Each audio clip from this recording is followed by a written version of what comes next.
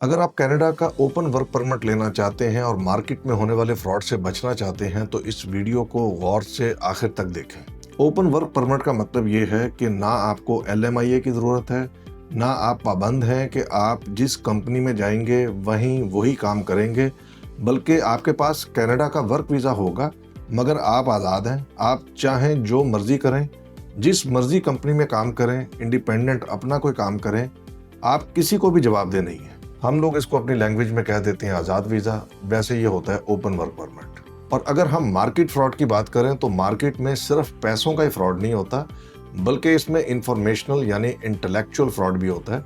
वो ये होता है कि एक इंफॉर्मेशन आपको इस तरह से डिस्टॉर्ट करके तरोड़ मरोड़ कर दी जाती है जिसमें आपको आखिर तक ये बात नहीं समझ आती कि आप उस चीज़ के लिए एलिजिबल थे या नहीं। इस वीडियो का स्टार्ट देखकर फौरन हमसे कांटेक्ट ना करें, बल्कि इस वीडियो को आखिर तक देखें और समझें। अगर समझ नहीं आती तो इसको बार बार देखें यहाँ तक कि आपको समझ आए।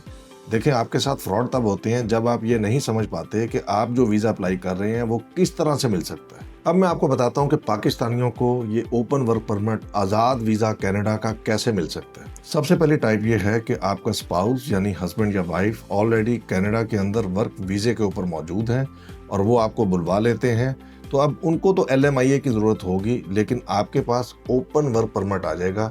यानी कि ना आप किसी एम्प्लॉयर के पाबंद हैं, ना आप किसी स्पेसिफिक जॉब के पाबंद हैं। आप जो चाहें ओपनली अपना काम कर सकते हैं, किसी के पास भी काम कर सकते हैं।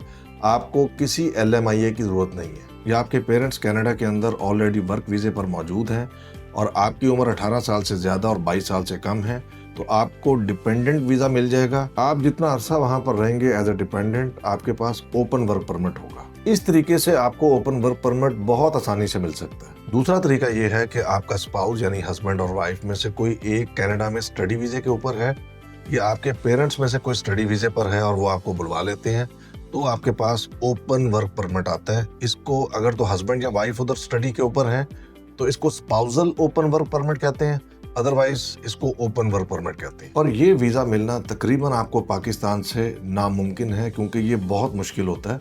इसके अंदर बहुत सारी ऐसी रिक्वायरमेंट्स हैं जो आप समझ रहे होते हैं कि हमने वर्क वीज़ा अप्लाई किया है, जबकि विजिट की बहुत सारी कंडीशंस आप पर अप्लाई हो रही होती हैं। इस तरह से आप वीज़ा अप्लाई तो करते हैं लेकिन आपको ओपन वर्क परमिट नहीं मिलता।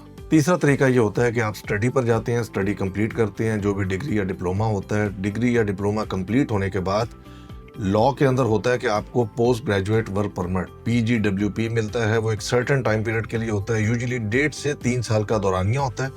उसमें आपको किसी LMIA की, किसी स्पॉन्सर की ज़रूरत नहीं है। उस अरसे में आपके पास ओपन वर्क परमिट होता है। आप जहां चाहें, जैसे चाहें, जो चाहें काम करें। इसके अलावा बहुत सारी स्ट्रीम्स होती हैं ओपन वर्क परमिट की, जैसे कि IMP, जिसको इंटरनेशनल मोबिलिटी प्रोग्राम कहते हैं।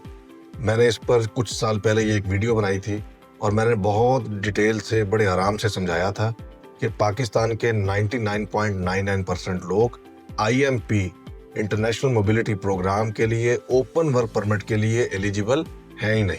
तो अब आपको ये लग रहा होगा कि हमें तो ओपन वर्क परमिट मिलेगा नहीं, तो ये हकीकत भी है कि ओपन वर्क परमिट पाकिस्तान से लेना तकरीबन नामुमकिन है, अनटिल अनलेस कि आपका स्पाउस ऑलरेडी कनाडा में वर्क वीज़े के ऊपर हो, या आपके पेरेंट्स में से कोई वहाँ वर्क वीज़े पर हो और आपकी एज 22 साल से कम हो, तो आपको ओपन वर्क परमिट मिल सकता है। अब मैं आपको बताता हूँ कि आप इसको किस वीज़े के साथ कंफ्यूज करते हैं, क्योंकि हम जो पाकिस्तानी, इंडियन, बंगाली, नेपाली, श्रीलंकन्स, ये हम इस एरिया के जो लोग हैं, हमारे लिए जो एक्सेसिबल कंट्री है वो है मिड ईस्ट कंट्रीज। यानी कि हम जब कतर, अमान, UAE, सऊदीया वगैरह जाते हैं तो हम वहाँ की कंपनी से, वहाँ के एम्प्लॉयर से एक वर्क वीज़ा खरीदते हैं। एम्प्लॉयर हमें NOC देता है, उसके बाद हम आज़ाद हो जाते हैं। यानी कि जितने देर का 2 का 3 साल का वीज़ा लगा होता है, अब हम UAE में, कतर में, अमान में, सऊदीया में जो चाहें करें। अब हमें कोई नहीं पूछेगा। हम इसको कहते हैं आज़ाद वीज़ा। एक हमारे ये ज़हन में होता है और हम ये कोशिश कर रहे होते हैं कि हम कनाडा भी इसी तरह से चले जाएं, यानी कि बेशक किसी कंपनी का वीज़ा हो। और कंपनी के वीज़े से याद आया कि कंपनी का वीज़ा क्या होता है, मेरी ये वीडियो कंपनी के वीज़े के ऊपर ज़रूर देखिएगा। वहाँ जाकर हमें NOC मिल जाए, हम जाकर जो चाहें वहाँ काम करें। तो इस तरह से इतना आसान ये काम, लेकिन कनाडा में ये काम करना नामुमकिन है। दूसरी हमें कन्फ्यूजन होती है UK के वीज़ों से, ख़ासतौर पर पिछले 3-4 साल के अंदर जो हमने केयर गिवर के या वैसे भी यूके के वर्क वीजे बाय किए मार्केट से 70 लाख का, 80 लाख का, 1 करोड़ का, 1.5 करोड़ का, तो बाज़ दफ़ा ऐसे होता था कि हमें वहाँ पर जॉब शो कर दी जाती थी, लेकिन जब हम वर्क वीजे पर यूके जाते थे तो पीछे कोई जॉब नहीं होती थी। तो हमें वहाँ जाकर जॉब खुद सर्च करनी पड़ती थी और वो कंपनी जो हमें वर्क वीज़े पर बुलवाती थी वो हर महीने के पैसे लेकर वहाँ टैक्स पे करती थी, वो हमें अपना एम्प्लॉय शो करती थी, जबकि हम काम कहीं और कर रहे होते थे। ये बात समझ आ गई? तो असल में हमने इन दो चीज़ों को कंफ्यूज किया है कनाडा के मामले में।